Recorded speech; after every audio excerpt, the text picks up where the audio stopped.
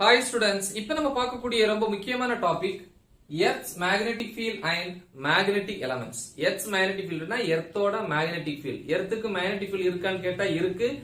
நிறைய சயின்டிஸ்ட் வந்து அதை பத்தி நிறைய எக்ஸ்பிளனேஷன் கொடுத்திருக்காங்க, எக்ஸ்பெரிமெண்ட் மூலமாவும் தியரிட்டிக்கலாவும், இல்லையா?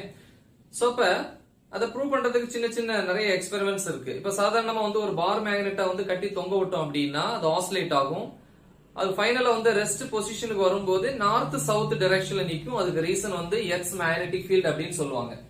அதாவது 1600ல 1600ல வில்லியம் கில்பர்ட், சோ இவர் ஒரு சயின்டிஸ்ட், எஸ்பெஷலி வந்து ஒரு பிசிசிஸ்ட் அப்படின்னு சொல்லலாம். இவர் என்ன சொல்றாரு அப்படின்னா, நம்ம எர்த் வந்து behaves like a powerful bar magnet. அதுவும் வந்து gigantic, okay, gigantic powerful bar magnet. So இந்த மாதிரி பிஹேவ் பண்ணுது அப்படின்னு சொல்றாங்க. அப்படின்னா அதோட மேக்னெட்டிக் ஃபீல்ட் வெரி ஹையா இருக்கணும். ஆனா எர்த்தோட இன்சைட்ல அதோட டெம்பரேச்சர் அதிகமா இருக்கிறதுனால அதால என்ன பண்ண முடியாது அப்படின்னா ஹை மேக்னெட்டிக் ஃபீல்ட ரீடைன் பண்ண முடியாது. கண்டிப்பா அங்க வந்து மேக்னெட்டிசம் மேக்னெட்டிக் ஃபீல்ட் வந்து லாஸ் ஆகும். சோ அதனால இவரோட இந்த கான்செப்டை யாரும் ஏத்துக்கல. அதுக்கப்புறம் கோவர், சோ இவர் என்ன சொல்றாரு அப்படின்னா, சன்ல இருந்து வரக்கூடிய அந்த ஒரு விதமான ஹாட் ரேஸ் தான் வந்து எர்த்தோட மேக்னெட்டிக் ஃபீல்டுக்கு வந்து ரீசனா இருக்கு அப்படின்னு சொல்றாங்க, இல்லையா? ரேஸ் ஃப்ரம் த சன், சூரியன்ல இருந்து வரக்கூடியது. இது என்ன பண்ணும் அப்படின்னா இக்குவேட்டர் ரீஜியன், பூமத்திய ரேகை பகுதியில் இருக்கக்கூடிய ஏரை வந்து ஹீட் பண்ணி, அந்த ஹீட் பண்ணும்போது அந்த ஹாட் ஏர் வந்து என்ன ஆகும் அப்படின்னா நார்த்தர்ன் அண்ட் சவுத்தர்ன் ஹெமிஸ்பியரை நோக்கி என்ன பண்ணும் அப்படின்னா நகரும். அப்படி நகரும் போது என்ன ஆகுது அப்படின்னா ஆட்டோமேட்டிக்கா வந்து இந்த ஹாட் ரேஸ் வந்து என்ன ஆகுது அப்படின்னா எலக்ட்ரிஃபைட் ஆகுது, கெட் எலக்ட்ரிஃபைட், மின்னேற்றம் அடையுது. சோ அதனால என்ன ஆகுது அப்படின்னா எர்த் சர்ஃபேஸ்ல இருக்கக்கூடிய எல்லா ஃபெரோமேக்னெட்டிக் மெட்டீரியல்ஸையும் ஈஸியா மேக்னடைஸ் பண்ணிருது, மேக்னெட்டா மாத்திருது. சோ இதுதான் வந்து எர்த்தோட மேக்னெட்டிக் ஃபீல்டுக்கு வந்து ரீசன் அப்படின்னு சொல்றாங்க. சோ நிறைய எக்ஸ்பெரிமெண்ட்ஸ் மூலமா நிறைய விஷயங்கள் ப்ரூவ் பண்ணிருக்காங்க. ஆனா இருந்தாலும் யாராலையும் 100% எக்ஸாக்ட் ரிசல்ட்ட கொடுக்க முடியல. சரியா? இப்ப நமக்கு தெரியும், நார்மலா வந்து ஒரு எர்த் இப்படி இருக்குன்னா அதுக்குன்னு ஒரு காமன் ஆக்சிஸ் இருக்கும். இந்த ஆக்சிஸ்ல ரிவால்வ் பண்ணும், இல்லையா? சோ இந்த ஆக்சிஸ் வந்து எர்த்தோட காமன் ஆக்சிஸ்ங்கிறதுனால ஜியோகிராபிக் ஆக்சிஸ், இது ரொட்டேஷன், இப்படி ரொட்டேட் பண்ணும், இல்லையா? ஜியோகிராபிக் ஆக்சிஸ் அப்படின்னு சொல்லலாம். ஜியோனா எர்த், இல்லையா? எர்த்தோட காமன் ஆக்சிஸ் அப்படின்னு சொல்லுவோம். ஆனா உண்மையில வந்து பாத்தீங்கன்னா எக்ஸாக்டா எர்த் அதோட ஆக்சிஸ்ல ஸ்ட்ரைட்டா ரிவால்வ் பண்ணாது, கொஞ்சம் ஆங்கிள் டில்ட் ஆகி சாய்வா தான் ரிவால்வ் பண்ணும். அப்ப அதோட காமன் ஆக்சிஸ் இப்படி இருக்காது, கொஞ்சம் இந்த மாதிரி பெண்ட் ஆயிக்கும். ஓகே, சோ இந்த மாதிரி ரொட்டேட் பண்ணும், இதான் காமன் ஆக்சிஸ். அப்போ வந்து பாத்தீங்கன்னா இவ்வளவு ஆங்கிள் வந்து டில்ட் ஆகுது. எவ்வளவு அப்படின்னு பாத்தீங்கன்னா 23.5 டிகிரி ஆங்கிள் வந்து டில்ட் ஆகுது, சாய்வா தான் சுத்துது அப்படின்னு சொல்றாங்க. இது கான்ஸ்டன்ட் வேல்யூ கிடையாது, ஒரு டைம் சேஞ்ச் ஆகும். பட் வந்து மேக்ஸிமம் டைம் வந்து இந்த ஆங்கிள் தான் இருக்குதான். மினிமம் வந்து 21.2 டிகிரில இருந்து 24.5 டிகிரி வரைக்கும் டில்ட் ஆகிறதா சொல்றாங்க. ஓகேவா? சோ எனிவே அதுல வந்து ஆவரேஜா மேக்ஸிமம் டைம் இந்த ஆங்கிள் தான் டில்ட் ஆகி ரிவால்வ் பண்ணுது அப்படின்னு சொல்லி ப்ரூவ் பண்ணிருக்காங்க. ஓகேப்பா. சோ ஓகே, இப்ப விஷயத்துக்கு வருவோம். இப்ப இத நான் இங்க தனியா வரைய போறேன். சோ இதுதான் இப்ப அதோட காமன் ஆக்சிஸ், ஜியோகிராபிக் ஆக்சிஸ் அப்படின்னு சொல்லுவோம், இல்லையா? சோ இங்க எழுதிக்கிறேன், இது அதோட common axis. Okay, yes. So இது வந்து என்னது? எர்த். ஓகே, எர்த் ரிவால்வ் பண்ணுது. சோ இது நார்த், இது வந்து சவுத். என்ன north? Geographic north pole. So இது என்ன சொல்லலாம் அப்படின்னா ஜியோகிராபிக், ஜியோனா எர்த், இல்லையா? கிராபிக் சவுத் போல் அப்படின்னு சொல்லலாம். ஓகேவா? நெக்ஸ்ட் கண்டிப்பா இதுக்கு என்ன இருக்கு? மேக்னெட்டிக் ஃபீல்ட் இருக்கு. சோ அப்ப கண்டிப்பா மேக்னெட்டிக் ஃபீல்ட நம்ம இங்க மென்ஷன் பண்ணி ஆகணும்.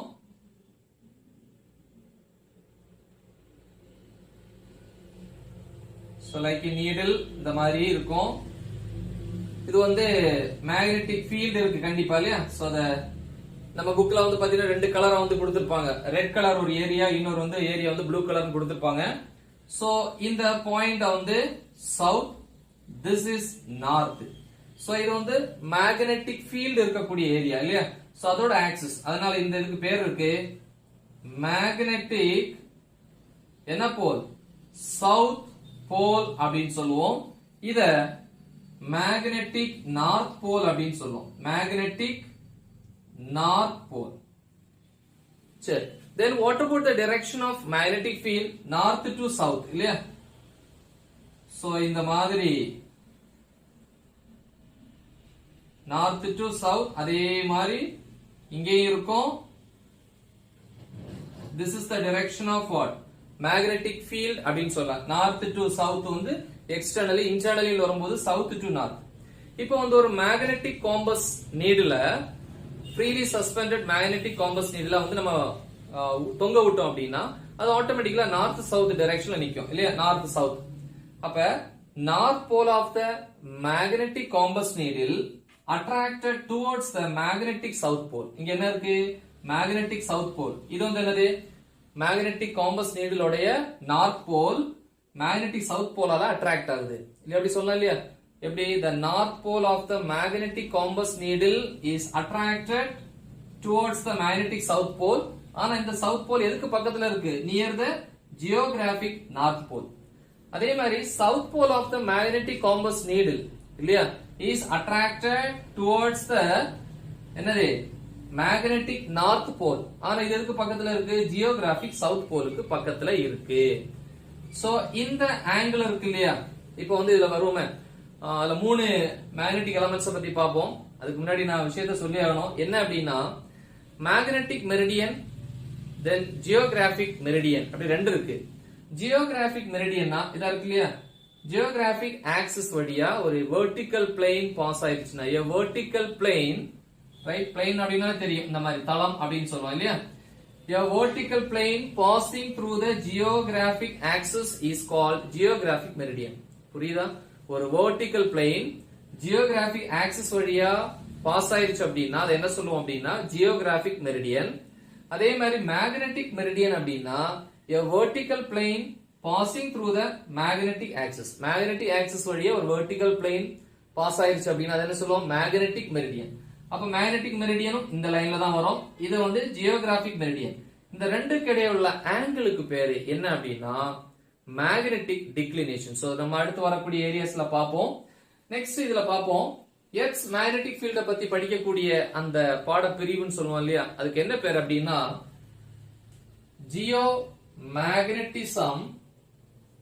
ஜியோமேக்னெட்டிசம் அல்லது terrestrial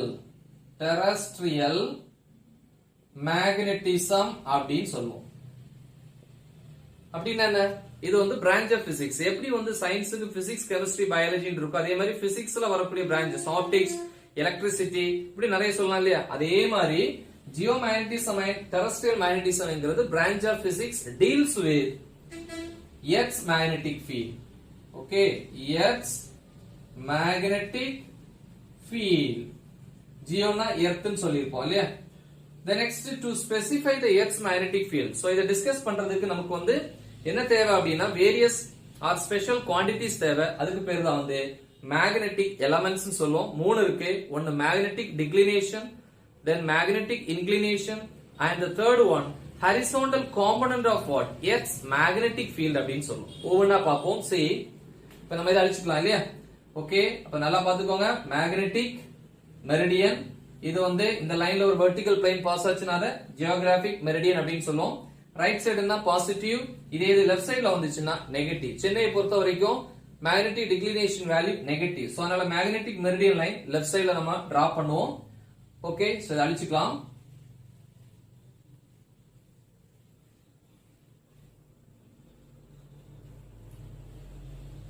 okay, so first magnetic எலமெண்ட்ஸ்ல magnetic declination, that is denoted by letter D. So அப்படினா என்ன? angle between எதுக்குன்னு சொன்னேன்? geographic meridian இல்லையா?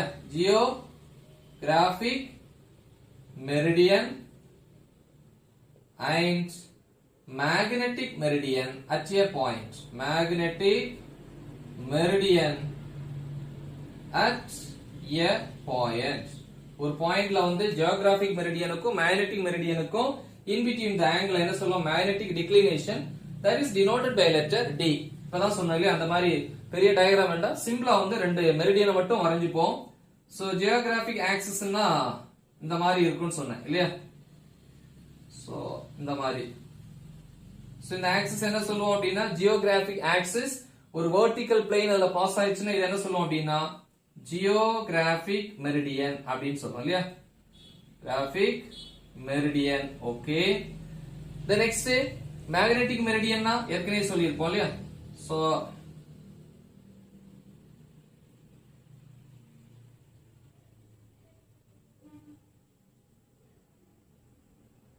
ரைட். சோ இந்த லைன் இந்த ஆக்சிஸ் வந்து மேக்னெட்டிக் ஆக்சிஸ் அப்படின்னு சொல்லுவோம். இத ஒரு வெர்டிகல் பிளேன் அதுல வந்து பாஸ் ஆயிடுச்சு அப்படின்னா என்ன சொல்லுவோம்? இத மேக்னெட்டிக் மெரிடியன். இங்க எழுதிக்கலாம் வேண்டாம் இல்லையா? இந்த இடத்துல என்ன சொல்லலாம்? Magnetic meridian. சோ இந்த ரெண்டுக்குள்ள ஆங்கிள் தான் இது ஆங்கிள் ஆஃப் டிக்ளினேஷன். இது லெஃப்ட் சைடு. அதே மாதிரி ரைட் சைடு சொல்லலாம். லெஃப்ட் சைடு வந்து நெகட்டிவ் வெஸ்ட் இல்லையா? வெஸ்ட் அப்படின்னு சொல்லுவோம். இங்க வந்து பாத்தீங்கன்னா ஈஸ்ட் அப்படின்னு சொல்றோம். Okay, yes. சோ நம்ம சென்னையை பொறுத்த வரைக்கும் வந்து பாத்தீங்கன்னா இந்தியால வந்து பாத்தீங்கன்னா சென்னையில வந்து ரொம்ப கம்மி. அந்த டிக்ளினேஷன் எவ்வளவுன்னு பாத்தீங்க அப்படின்னா வேல்யூ -1 டிகிரி 16 மினிட். அதுவும் நெகட்டிவ் வெஸ்ட். ரைட், நமக்கே தெரியும் நார்மலா நார்த் சவுத் வெஸ்ட் ஈஸ்ட்னு சொல்லலாம். லெஃப்ட் சைடு இது வெஸ்ட். -1 degree 16 minute declination. சரி, and the second one என்ன அப்படின்னா magnetic inclination that is denoted by a letter capital I. okay, so அப்ப அதுக்கும் definition இருக்கு. என்ன அப்படின்னா the angle subtended by the earth's total magnetic field. Earth's total magnetic field na BH அப்படின்னு சொல்லுவோம் இல்லையா? So with the horizontal direction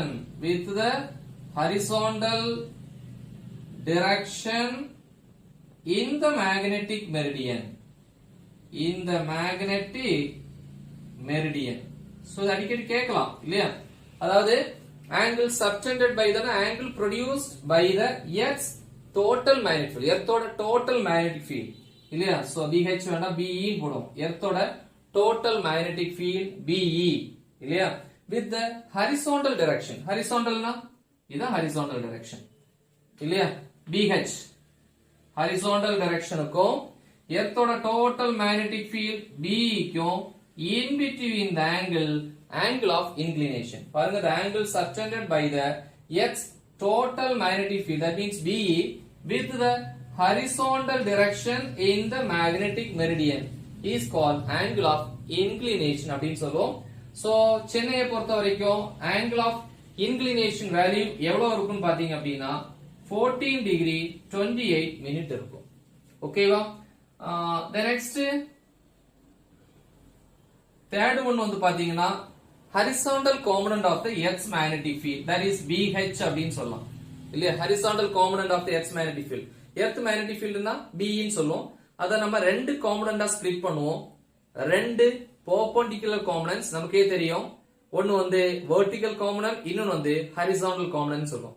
அப்ப horizontal component of the earth magnetic field எப்படி சொல்வீங்க?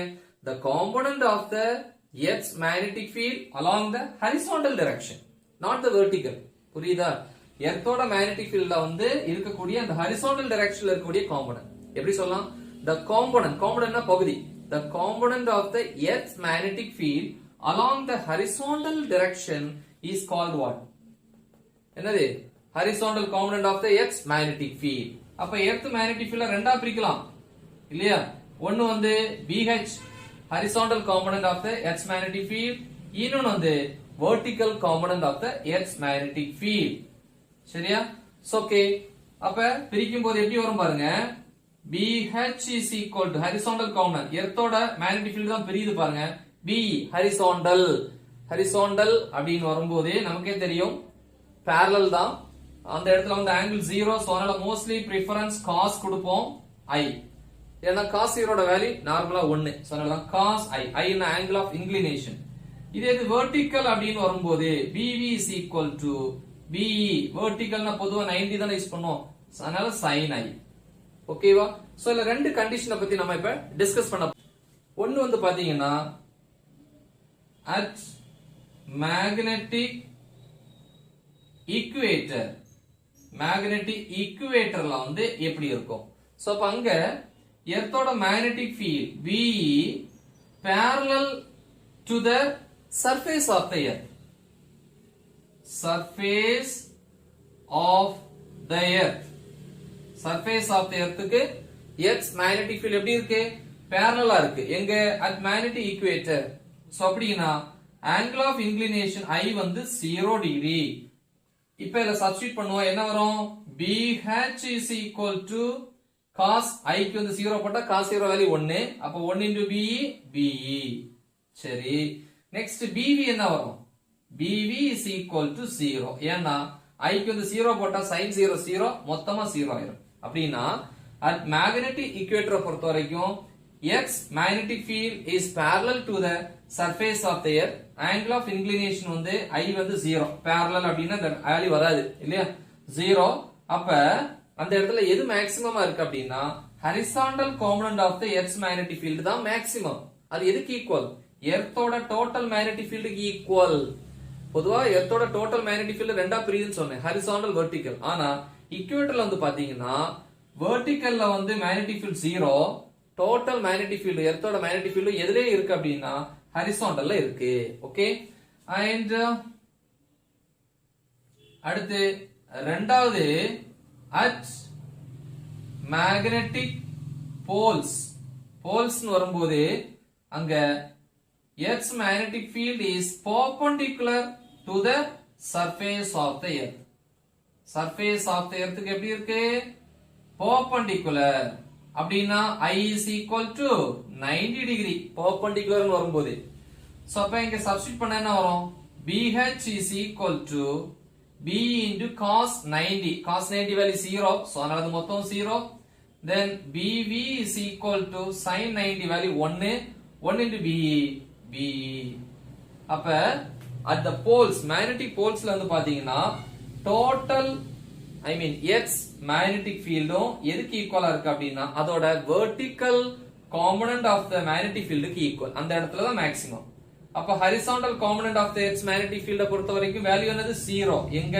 at magnetic poles. இவ்வளவுதான் பா. இது ஒரு முக்கியமான ஒரு 5 மார்க் क्वेश्चन, அடிக்கடி கேட்பாங்க. நம்ம காலேஜ் லெவல்ல ரொம்ப முக்கியமா இருக்கும். சோ சொன்ன விஷயங்கள் நீங்க எழுதினாலே தாராளமா போதும், ஃபுல் மார்க் கிடைக்கும். நல்லா பிராக்டிஸ் பண்ணுங்க, மறக்காம இத உங்க ஃப்ரெண்ட்ஸ்க்கு ஷேர் பண்ணுங்க. All the best. Thank you.